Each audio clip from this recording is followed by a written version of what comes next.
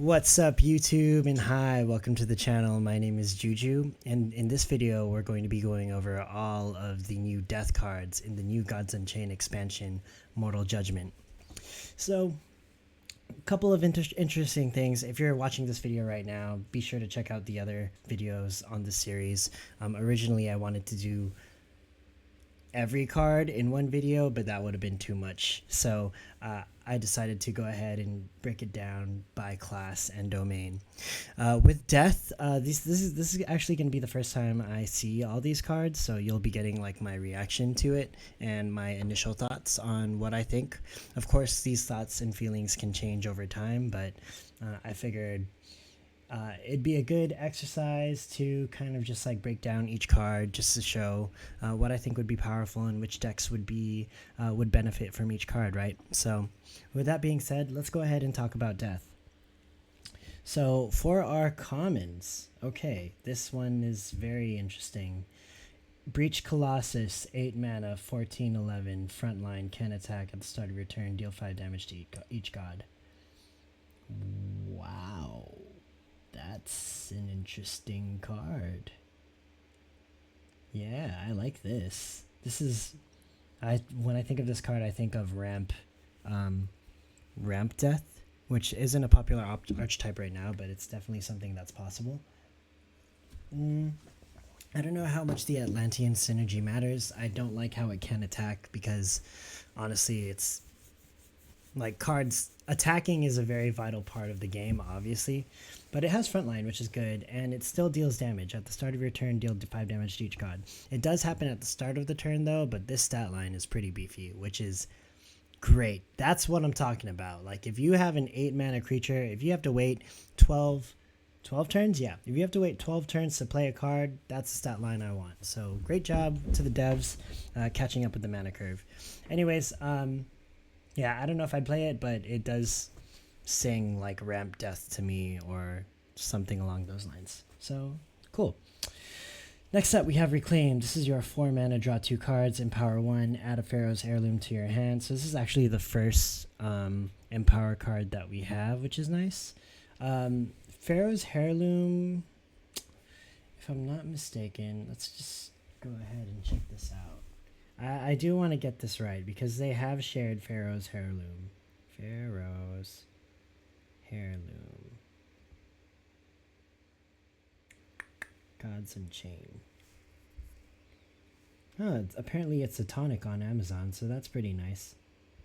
So let's go ahead and look this up. So Pharaoh's Heirloom is going to be a card that summons a 2/1 Wretched Vanguard, empower 2, also summon a 2/2 Vile Reaver. So it's basically a swarm card. Draw 2 card, empower 1, add a Pharaoh's Heirloom to your hand.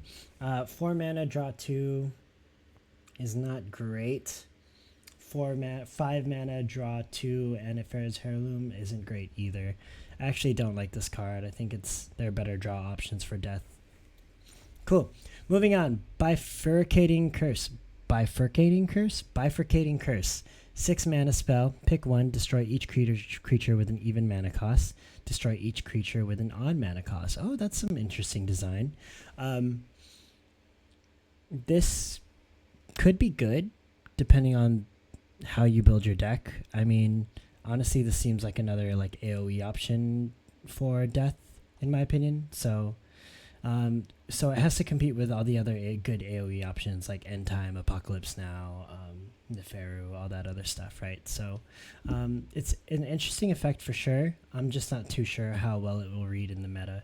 Plus, it's kind of conditional, and I don't like conditional effects. Cool. Next up, we have On Her Command. This is a 6 mana spell. Destroy an enemy creature. Give 2 strength to each of your Nubians with cost 1. Okay, so that's nice. You get to destroy an enemy creature and then buff your swarm of either zombies, imps, or whatever. And that might be nice, right? So, interesting stuff. Do I think it's good? I think it's too expensive for a card that like buffs 1 mana creatures, but I digress. I mean, yeah, you get to destroy an enemy creature, but if you're playing an aggro deck, I wouldn't spend 6 mana to remove 1 creature. Cool. moving on, we have Wretched Vanguard. This is your 1 mana 2/1 Anubian. Frontline, steal 1 health from your opponent's god. That's pretty good. Frontline, Afterlife, steal 1 health from your opponent's god. 1 mana 2/1 is understated. Frontline with a 1 health creature is kind of bad. Afterlife, you get to steal 1 health from your opponent's god, so I guess that's good. But it's not very, it doesn't like tickle my fancy, if you get what I mean, right? So could be alright, but honestly there's so many better 1-drop options at this class, so why would you play this card other than to you know, add another Anubian to the many Anubians that are a part of the death class. Cool. Next up we have Corruptic Hemovore. Okay. So it eats blood. It's a 3 mana 4/1 Nether. Roar, deal 2 damage to your opponent's god and heal your god for 2 health. Okay, so you get to deal 2 damage to your opponent's god, so it procs friendly. That's pretty nice. It's another creature. It's 3 mana with 4 strength, which is above average for strength, but 1 mana health kind of hurts it. So I'm not too sure if I like this card. Honestly, it seems pretty weak. Okay, next up we have Big Bony Bastard. This is a 5 mana 5/5 Anubian. Tempt Fate, Empower 1. Add a Pharaoh's Heirloom to your hand. Okay, so 5 mana 5/5 is pretty decent. It's an Anubian, so it gets like Anubian synergies, of course. For 1 additional mana, you get to add a Pharaoh's Heirloom to your hand, so maybe that's good. Tempt Fate could mean a lot of different things. If you get, like, I don't know, protected, hidden. I mean, there are a lot of things that can benefit. It can benefit from with Tempt Fate, so I think it's a decent card, pretty sure. It doesn't, like, wow me at all, but it's definitely a good mid-range option for death decks, so that's all I have to say about the card. It doesn't surprise, or it doesn't like have anything special to me. Next up we have Vengeful Surapite. Wow, they're really making it hard for me to like pronounce these names for death cards, huh? So this is your 2 mana 3/2 Anubian with Empower 1, destroy an enemy 2 mana creature. Okay, that's actually kind of good. For 3 mana, you get to summon a 3/2, and then you get to destroy a 2 mana creature. That's not bad, honestly. It is very specific. It only can be a 2 mana creature, but you know what? We've seen worse effects. I think it's decent at best. Cool. Next up we have Curse of Greed. This is a 2 mana spell. Destroy an enemy creature would cost 3 or less. Okay, it's like a Blight Bomb. No, not like a Blight Bomb, sorry. Empower 1, add a Pharaoh's Heirloom to your hand. Okay, so this is pretty good. It's hard removal for anything that costs 3 or less. So against an aggro deck, this is pretty good. I mean, against War, this is pretty good. It wipes out the Odie. It wipes out the other 3 mana 3/2 with Protected, right? There are a couple of things that it can get past, which is nice. Empower 1, add a Pharaoh's Heirloom to your hand. Okay, that's good, especially if you like have extra mana to like spend during that turn. I like it. It's a decent removal option for sure. So I would expect to see some death decks experiment with this, especially ones that try to take advantage of Pharaoh's Heirloom, for example. Oh, there's Pharaoh's Heirloom. Okay, cool. I didn't have to look it up at all. Pharaoh's Heirloom is a 1 mana spell. Summon a 2/1 Wretched Vanguard. Empower 2. Also summon a 2/2 Vile Reaver. Okay, so for 3 mana, you summon 4/3 worth of stats. For 1 mana, you summon 2/1 worth of stats. It's a decent card. Not much to say here. It pretty much just like helps you fill your board, essentially, right? Cool. Next up, we have Dark Sun Celebrant. As I check my audio settings, making sure that my mic is working. Cool, awesome. It's a 3 mana 3/3 Anubian. After you summon a 1 mana creature, give it 1 health. Okay, Empower 1, add a Pharaoh's Heirloom to your hand. Okay, cool. So it's a 3 mana 3/3. After you summon a 1 mana creature, give that 1 mana creature 1 health. So it has the power to buff your Pharaoh's Heirloom, for example. In the Wretched Vanguard turns into a 2/2, and the Vile Reaver turns into a 2/3. Correct me if I'm wrong, YouTube, but I could see play for sure. 3 mana 3/3 is very underwhelming, and quite honestly, when I think of 3 mana cards in the death class, I always try to measure it up to Fickle Cambion, and Fickle Cambion is just too good of a 3 mana card. But maybe this sees play, especially in Pharaoh's Heirloom decks. Cool, next up we have Return Tomb Guard. This is your 4 mana 3/4. Roar, summon a random 1 mana Anubian from your void. Empower 1, add a Pharaoh's Heirloom to your hand. Okay, so you get to summon a 1 mana Anubian from your void. That's good because that can easily turn into 4 mana 5/6. 4 mana 5/6 worth of stats isn't bad, especially if that 1 mana Anubian is a 2/2, right, and has an additional effect. So that's not bad. Empower 1 to add a Pharaoh's Heirloom, I think it's okay, you know. You basically use the Empower effect if you have a if you have a mana to float during that turn. Cool. So now we're moving on to our rares. First up we have Hand of the Abyss. This is a 2 mana 1/2 Anubian. Roar, pull a random 1 mana Anubian from your void. Empower 1, add a Pharaoh's Heirloom to your hand. Okay, pretty underwhelming as an effect, to be honest. 2 mana 1/2 is stat line isn't very good either. I don't think this card is good. Next up we have Pact Fiend. This is your 2 mana 6/1. Hey, that's interesting. Roar, deal 2 damage to your god. This is an interesting card because it's a 2 mana 6/1. 6 health is definitely nothing to laugh at, or 6 strength is nothing to laugh at, but 1 health is not very strong in my opinion. So definitely an interesting card though. We might see this play in like death aggro decks, especially since it deals 2 damage to your god. So maybe you're trying to do something like a I'm missing the effect right now, but all of those cards that require you to have 15 or less health, or maybe you use this card to like help you with your Ataraxia or something. I don't know. Interesting card. I don't really think much of it, but definitely makes me turn my head because it's a 2 mana with 6 strength, and that's always something to consider. Cool. Next up we have Scorched Seeker. This is your 3 mana 3/2 Anubian with Tempt Fate. Roar, target a creature, give it -1 health if it is an enemy, otherwise give it +1 strength.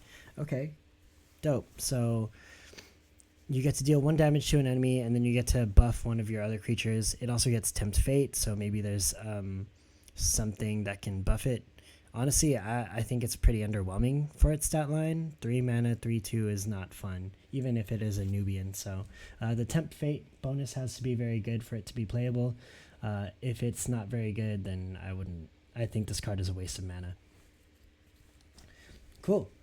So next up we have Beacon of the Damned. This is going to be a 3 mana relic with 1 durability, 0 strength. If there are at least 4 mana 1 mana Anubians in your void, at the end of your turn, randomly summon one of them. Okay, cool. So this is a continuous like Necrosceptor kind of deal just for Anubians. I mean, it could be good because there are some good 1 mana Nubians, right? Or I'm pretty sure there are some like pretty interesting 1 mana Nubians. So this might see play. Anytime there's a relic that has an additional effect other than to attack, you always have to consider like what the possibilities and implications are. And this can provide infinite value really, if your opponent doesn't want to like, play any relic removal. So that's an interesting card for sure.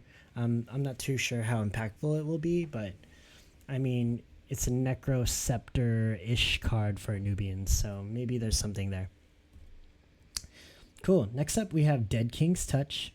This is a 4 mana spell. Destroy a creature with 6 health or less. Empower 1. Add a Pharaoh's Heirloom to your hand. Okay, so you destroy a creature with 6 health or less. That's a pretty wide range of creatures, especially at the 4 mana price point. I think it's a decent form of hard removal for the class, but honestly, Death has a lot of options for removal, so it has to compete with a lot of different other things. But nonetheless, it's definitely something to consider. Hard removal is always a nice option to have in a deck. Cool. Next up, we have Hope Lost. This is your 3 mana spell. Give -1/-1 to each creature in your opponent's hand. If this would set its health to 0 or less, obliterate that card. Wow. That's so interesting. It could be a good effect depending on the deck, depending on the matchup, right? So, yeah, but most creatures don't just have, or at least most creatures in the meta right now don't just have like 1 health. So you'd probably, yeah, it's definitely matchup dependent, but it's very situational. But depending on the matchup, it could be like super devastating. However, I think it's too conditional for it to be C play in the meta right now. Maybe there are things that happen during the metagame and things change, but for the most part, I think this is way too conditional of a card. Powerful effect, though, if it goes off. Next up, we have Bone Roller. So this is your 4 mana 3/3 with Roar, Tempt Fate, and apply the result to each of your creatures. Damn! That card can be busted, especially if you have a field full of creatures. Swarm Death could be an option because of this card. And that's all I have to really say. It's a 4 mana 3/3, which is not very good, but it's a card that can buff all your creatures. So you're not really playing it for the body, you're playing it for the roar effect, and this roar effect seems to be worth it. Do I think it's like game breaking? It could be, but I don't really know. I don't really think it's game breaking. Maybe if you high roll a really broken Tempt Fate effect, maybe, but it's a good card, I think. I think it'll see play with a lot of Swarm decks for sure. Cool. Next up, we have Reach into the Black. This is your 2 mana spell. Summon 3 random 1 mana Nubians from your void. Empower 1, add a Pharaoh's Heirloom to your hand. Okay, cool. So more 1 mana Nubians, more Pharaoh's Heirloom support. Honestly, we could see this archetype do well, but I don't know. The 1 mana Nubians have to be like really good in order for it to be consistent, right? So we'll have to see. We'll have to see if this works. I could totally be wrong on all of these cards, just as a reminder, so just heads up, yeah? Heirloom Retriever. This is a 4 mana 3/2 Nubian, deadly, Tempt Fate, Afterlife, add a Pharaoh's Heirloom to your hand. Okay, so the Pharaoh's Heirloom thing, like, I get it, but I don't know if I can get behind this archetype, because you still have to play the Pharaoh's Heirloom, and then the benefit doesn't really like feel like it pays off. You know what I mean? Like, yeah, you get to summon like a 1 mana 2/1 by playing a 1 mana spell, and you get to fill your void with 1 mana Nubians, but I don't know. I need to see a payoff card that can give the deck consistency. Because I'm not seeing that right now. I just see a bunch of like weak cards that kind of contribute to the archetype, but aren't very strong. Cool. Ooh, okay. I just saw the Vile Reaver. Anyways, Salvaging Archive is next. This is your 6 mana 7/8 Atlantean, regen 1, deal 5 to this creature. Oh, Roar. So when you play this, it's a 6 mana 7/3. It's okay. The cool thing would be to discard this from your deck and then play Mass Raise to give you a big minion on board, but you can do that with any minion. But this could possibly be something that, this could possibly be an asset to maybe ramp Death. We'll see, but seems pretty underwhelming to me for an effect. Vile Reaver. Okay, this card, now that I know what this card is, maybe empowering a Pharaoh's Heirloom would be good because it's Blitz and Burn 1. The Burn 1 doesn't really matter. You're playing it for a 1/1/2/2 that can Blitz, right? So that's pretty good, in my opinion. So maybe that does help the Pharaoh's Heirloom thing a little bit more, but I don't think it puts it over the top, really. But we'll see. Only time will tell. I could be wrong, right? Cool. On to our epic cards. We have Lucky Devil. This is a 5 mana 2/4 Nether. Backline, Tempt Fate, once per turn, destroy an enemy creature after it attacks. Wow.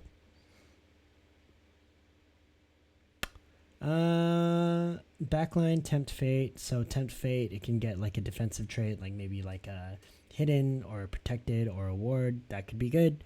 Backline is good. It's a defensive trait. 5 mana 2/4 is kind of weak, especially because it's vulnerable to the cards like Canopy Barrage, Star Shard Bolt, Blizzard Bolt plus Hero Power or God Power. But once per turn, destroy an enemy creature after it attacks is decent, but it is situational. In terms of your opponent gets to choose who attacks. And if you get to choose to activate the effect, then great. But if you don't, and it's, you know, it activates depending on the first creature that your first enemy creature that your opponent attacks with, the card gets a lot worse, right? So it's I don't really like it. I think it's like mediocre, not really decent, but I mean, it might see play. We'll see. Cool. Next up, we have Over the Line. This is your 5 mana spell. Each creature gains -1/-1. Your creatures perform an extra attack on your opponent's god. Okay. So that could be something. An extra attack is always good. Maybe there's something like, I don't know, when this card attacks, or there's something along those lines where you can play this card on a field full of like when this card attacks minions.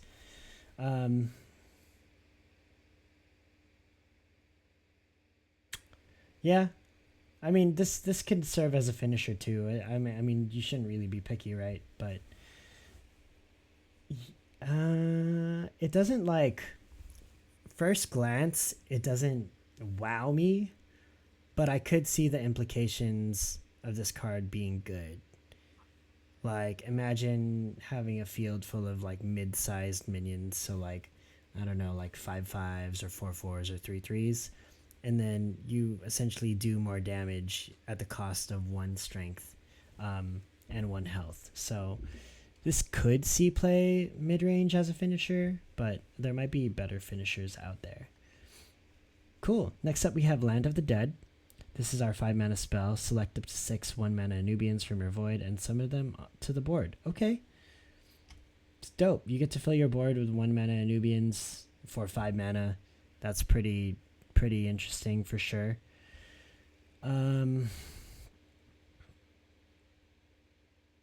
I don't know. I don't know if that like puts it over the top though. I don't think it does, but I could be wrong on this. But yeah, it's you get more bang for your buck for 5 mana. That's definitely the case. So because of that reason, I'm gonna say it's like decent, and then could possibly be better. Okay, cool. 4 mana 4/4 Asenath, Hand of the Pharaohs. 4 mana 4/4 Nubian backline ability, summon a 1 mana Nubian from your void and give it deadly. Okay, that's good. So it can work with the Vile Reaver. You can give your Vile Reaver deadly and then attack. It's an ability though, so that means it can't attack. And it takes 1 turn for you to... It has to survive a turn for you to reap the benefits of its effect. So there are a lot of question marks regarding this card. If I had to judge power level, I'd say like it's mediocre. Decent at best, yeah. But I mean, it does serve as a threat though, if you have like the setup, right, which is Vile Reaver. But I don't know. This is definitely something, card to consider if you're running a Pharaoh's Heirloom deck. Ooh, this one's interesting. I like the artwork for this one. The Quorum of Pharaoh's Pass. Roar. Deal 2 damage to a random enemy. Repeat this for each Pharaoh's Heirloom in your void and hand. Oh, okay. That's better. Okay, that might be a payoff, right? So it's a 7 mana 7/7 though. Okay. So if this was cheaper, I would play it. But because it's like not cheap, it's a 7, you have to wait 9 turns. So maybe Pharaoh's Heirloom isn't like an aggro swarm deck. It's more of a control-y build that relies on using 1 mana minions to, like, I don't know. Yeah, if this was cheaper, I think it would be a better payoff for Pharaoh's Heirloom decks. But because it's 7 mana, I think it'd be too late to play. Like, even if you win with Pharaoh's Heirloom, like, you're winning probably pre-7 or pre-7 mana, right? If you get to 7 mana as Pharaoh's Heirloom, you're probably in a bad spot. So maybe this is a decent option, right? But I don't know. Games end very quickly in Gods Unchained, so I'm not too sure if you'd be able to play this every game if you're running that deck. And last but not least, we have Simut, Bearer of Burdens. This is your 1 mana 1/1 Anubian. Oh, 1 mana 1/1 Anubian. When this creature enters the board, give 1 strength to your other creatures.